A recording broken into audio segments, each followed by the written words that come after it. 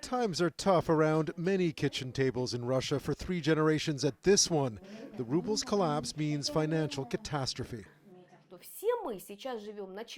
We have our suitcases ready, says Natalia Taran. We're just waiting for the bailiffs.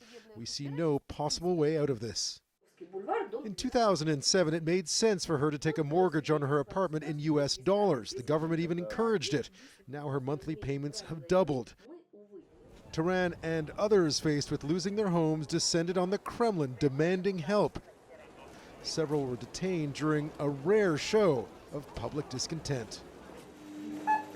Instead, as consumers feel the squeeze from a faltering economy and rising inflation, few aim their anger at the Kremlin. The sanctions are the reason, obviously, he says. Who can deny that? It doesn't matter if the Ukraine issue existed or not, he says. America wants to be the leader, so it's strangling us. Far from putting pressure on the Russian president to change course in Ukraine, Putin pride is now on prominent display. And some argue Western sanctions give the Kremlin cover in this crisis. If the goal of the sanctions is to resolve the current political conflict, then they are an utter failure. The ruble is rising a bit of late, but with oil prices so crucial to the economy still low, signs of a deepening economic recession are growing here. The EU ambassador believes the sanctions did help push Putin to the bargaining table and produce a fragile ceasefire in Ukraine.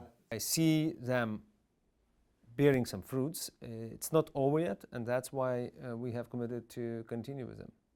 According to recent polls, the vast majority of Russians now say the state of the economy is by far their biggest concern, but they continue to stand firmly behind Vladimir Putin and his policies. Ben O'Hara, CTV News, Moscow.